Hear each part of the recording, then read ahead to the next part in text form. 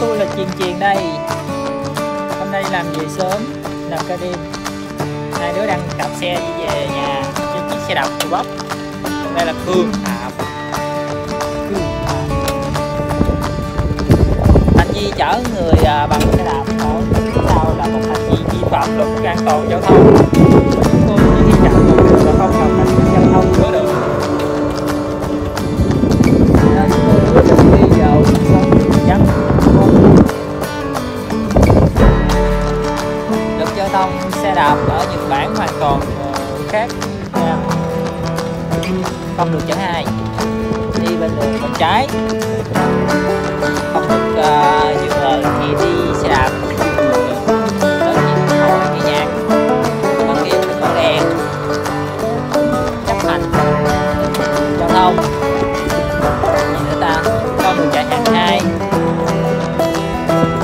Còn gì nữa không? Đây, đó là nếu bạn không là đơn phạt, bạn xin phạt bằng tiền. Số tiền có thể từ dao động từ 4 triệu cho tới 10 triệu, số khủng khiếp.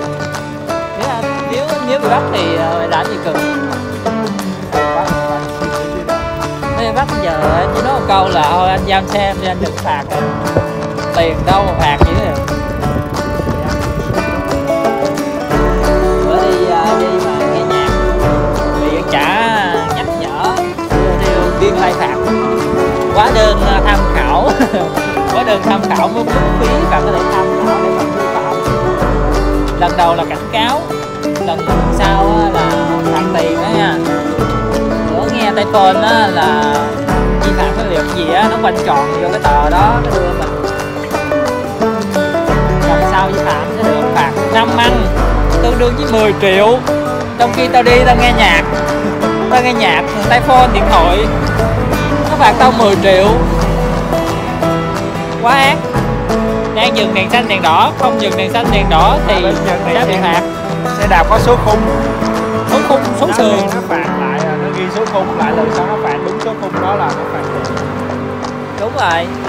Khi mà mình bị nhắc nhở vi phạm giao thông, nó sẽ kèm theo cái combo kiểm tra giấy tờ tùy thân, kiểm tra coi có mang vũ khí trong ba lô hay không, kiểm tra tất cả mọi thứ, hỏi coi xe này mua ở đâu, rồi ai chủ gì đó, rồi đang làm ở đâu. Thôi nó làm như là nó tra khảo mình gì đó.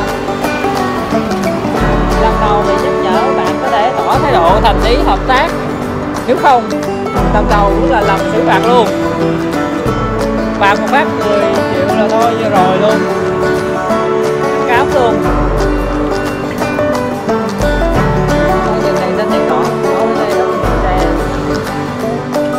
Nhưng mà bạn dừng đèn đỏ thì bạn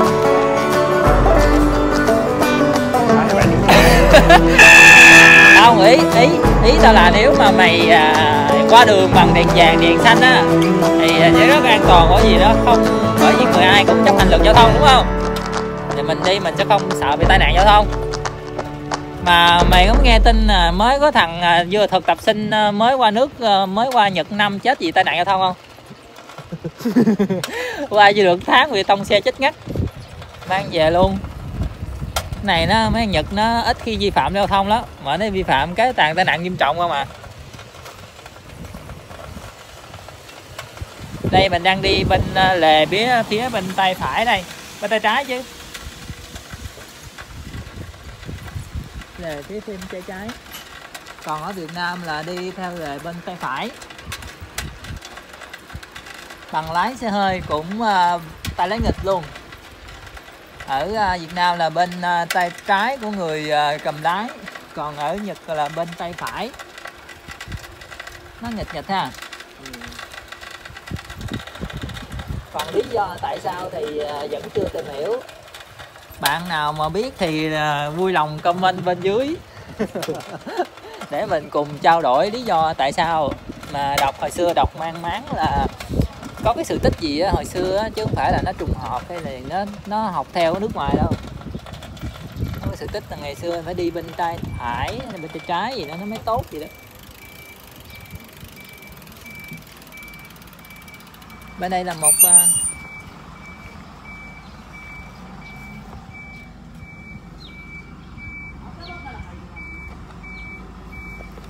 Ôi trời, ôi trời. Đi xe đạp cũng phải đội nón bảo hiểm nữa đó Cường. Mình cứ nên băng qua cho nó dễ đi không? Mình nên băng qua đi bởi vì nó lùi mà. Mình cứ vượt qua trước là được. Mày đứng sau lưng khi nó lùi còn nguy hiểm nữa. Đó, thấy chưa?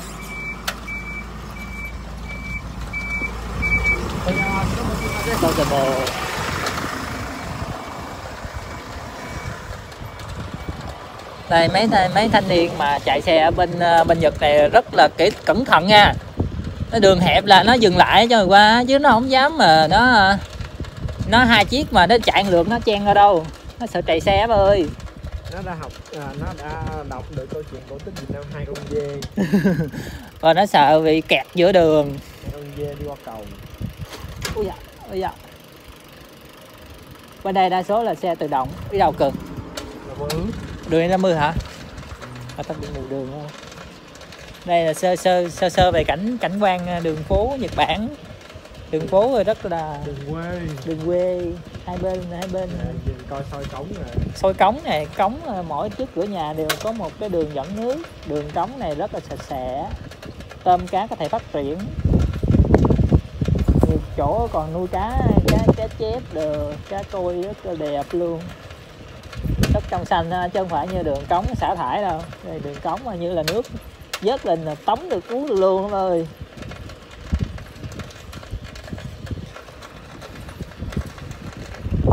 Xe đạp chở 2 không được chở 2 vi phạm sẽ bị phạt 4 ăn tương đương 8 triệu đồng. Không nên chở 2. Nếu bạn chở 2 ở Nhật Bản thì bạn hãy đi những đường nhỏ. Nếu đi đường lớn hãy đạp tốc độ cao để nhanh chóng về tới đích, để không bị công an hỏi thăm giữa đường. Đây bạn Cường đang nỗ lực vất vả chở bạn về nhà. Rất cảm kích bạn Cường hôm nay đã chở Truyền về nhà. Truyền Cường rất mạnh mẽ. Làm vất vả cả đêm lẫn ngày, cuối cùng phải chở nó về nhà. Quần quật cả đêm chứ không phải bữa đêm mà tao quần quật chở mà đi làm rồi hay sao? Cái đó lúc đó sức khỏe nó còn nhiều, không sao.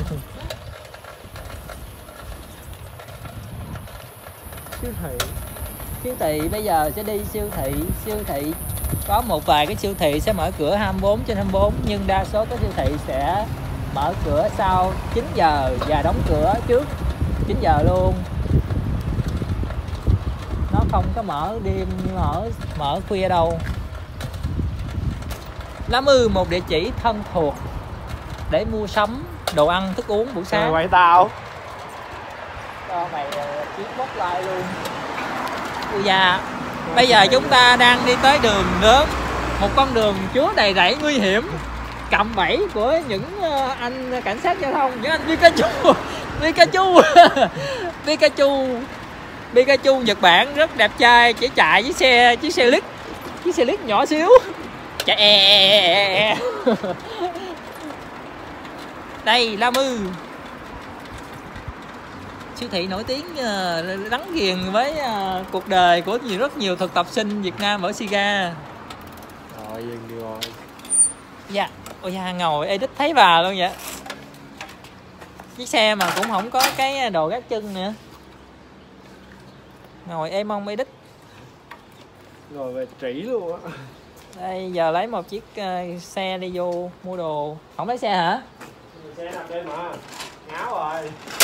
Dạ. Đợi đít quá. Xe ở Nhật Bản phải khóa kỹ càng nếu không sẽ bị người nước ngoài lấy. Thì đó nói là người Nhật ít khi lấy xe của nhau lắm. Nó chỉ mượn thôi. Về bữa trả. Để tôi quay sơ cho các bạn về đường xá giao thông của Nhật Bản. Quay không yên trường.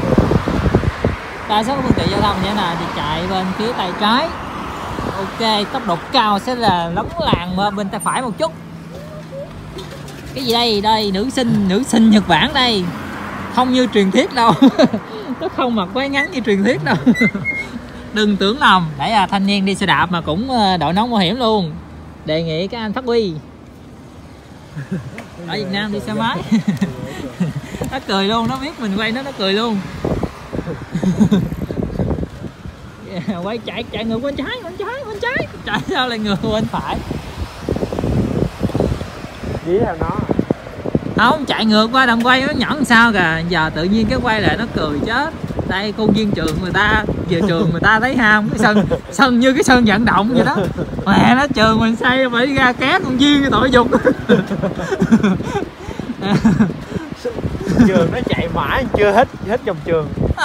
Cái sân của nó chạy hoài luôn, chạy từ sáng tới chiều luôn kìa. Bởi vậy học sinh này sợ bị phạt lắm, chạy hết sân vận động. Chết queo. Bởi vậy chấp hành kỷ luật tốt lắm. Còn cái nhà để xe kìa. Cái nhà để xe kết hợp với mái che, kết hợp với là cái máy điện luôn á. Cái gì à? Coi rộng như vậy để xe. Trong khuôn viên trường có một cánh đồng hoa cho học sinh ra ngồi xả stress nữa kìa. Để chế cánh đồng hoa. Đây nó chạy năng lượng mặt trời mà. Đây, cái máy giờ mới trên chạy năng lượng mặt trời đó.